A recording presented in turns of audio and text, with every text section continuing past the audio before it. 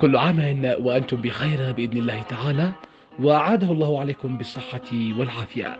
ونهدي هذه الأغنية إلى كل محبينا في الداخل والخارج.